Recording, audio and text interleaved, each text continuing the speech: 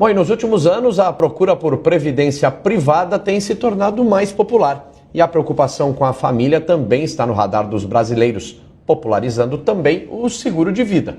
E para falar da importância de um seguro de vida dentro do planejamento financeiro, nós vamos conversar com o diretor de Vida e Previdência da Sul América, Vitor Bernardes.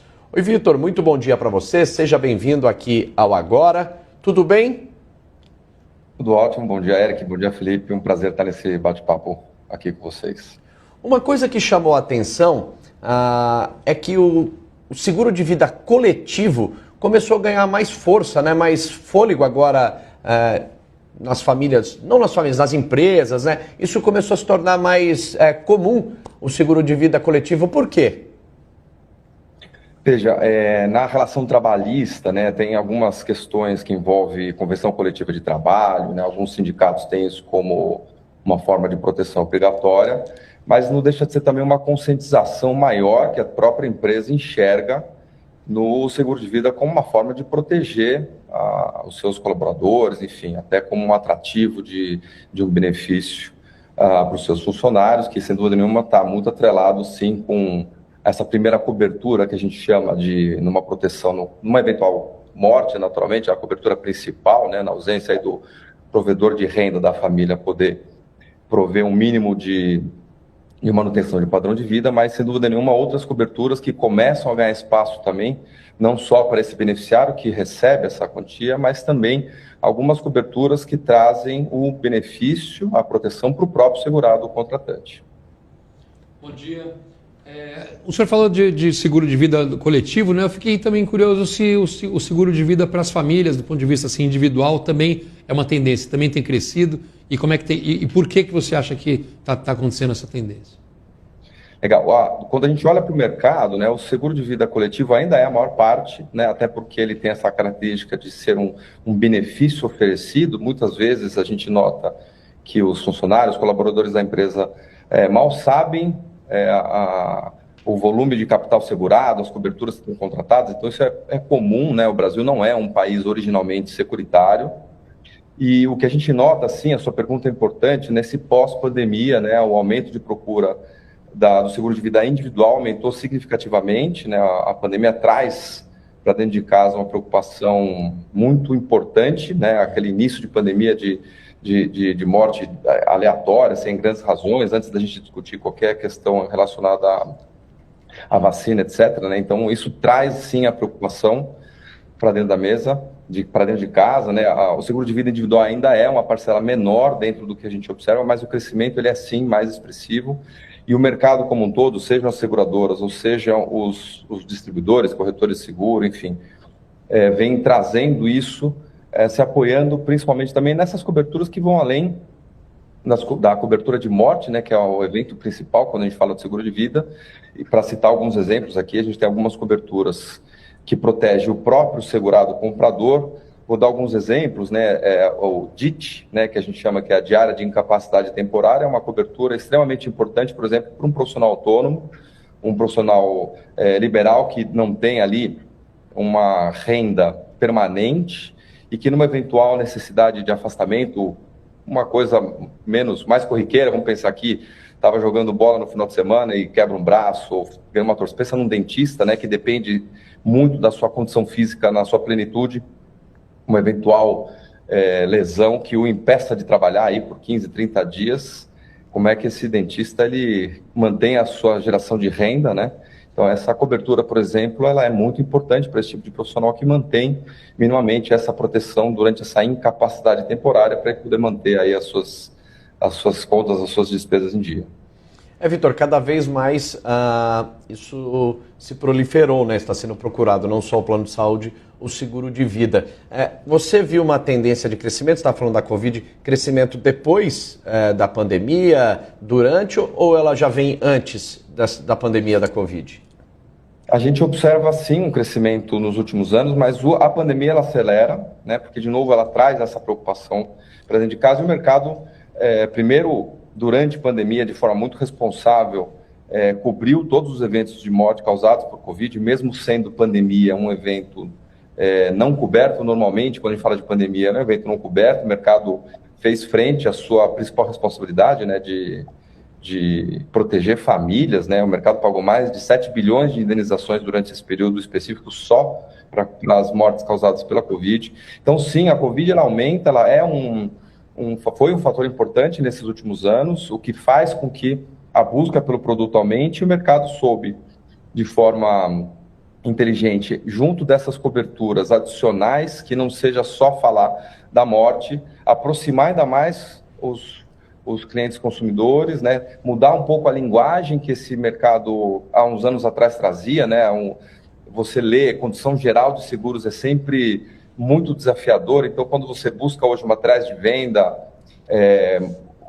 quando você procura se informar dentro do ambiente das seguradoras, o linguajar mudou bastante, né? Para aproximar ainda mais esse consumidor final, tirando aí aquela impressão, né? Aquele asterisco, né? No rodapé, aquela quase receita, bula de remédio, né, que ninguém entende, né, e letrinhas pequenas. Então, acho que o mercado ele vem se aperfeiçoando, trazendo inovação, trazendo coberturas adicionais para cada vez mais ter o seguro de vida, que é um produto que protege construção de patrimônio, que protege famílias de uma forma geral, é um segmento importante para qualquer sociedade desenvolvida, quando a gente olha mercados seguradores mais maduros em outros países, em outros continentes. Então, sim, a gente observa um crescimento e o seguro de vida individual é o que a gente enxerga que tem um crescimento maior. O mercado coletivo, que a gente abordou no início, ele já é um mercado um pouco mais maduro, empresas já tracionam isso como um benefício, de certa forma, presente dentro dos seus benefícios profissionais. Então, o seguro de vida individual, ele é sim um segmento a ser bem explorado dentro do seguro de vida. Já que a gente está falando de seguros, né, eu teria duas questões para você. Primeiro, essa parte do seguro de vida, né? A partir de que idade é recomendado fazer o seguro de vida ou se tem alguma condição de doença pré-existente? Enfim, tem alguma característica que o senhor recomenda que as pessoas passem a fazer o seguro de vida de acordo com uma certa situação específica? E depois queria saber também, assim, quais são os seguros que são mais populares entre os brasileiros hoje? Por mim, eu posso dizer, eu sou muito adepto do seguro de viagem, né? Sempre que eu vou fazer uma viagem, eu faço aquele seguro para garantir e tal. Eu imagino que também o seguro do celular deve ser muito popular entre os brasileiros hoje. Então, eu queria que o senhor falasse um pouquinho quais são os seguros mais populares entre os brasileiros. Legal, maravilha. Eu vou começar pela segunda pergunta, então. Aproveitando até o seguro viagem, nesse momento de fim de ano, de férias escolares, de momento de descanso, alguns feriados mais prolongados, né? Sem dúvida nenhuma, um produto super importante.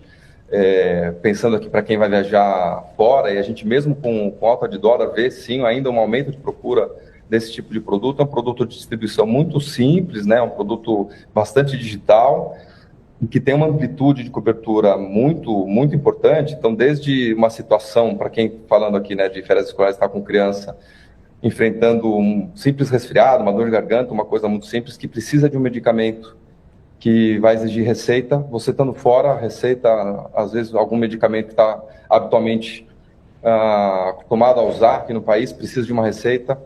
O seguro viagem serve, entre outras coisas, também para você, num teleatendimento, por exemplo, né, no médico na tela, poder pegar a receita médica e poder fazer uso aí de um medicamento que, porventura, você não levou lá na sua malinha de medicamentos, até situações, obviamente, mais críticas, né?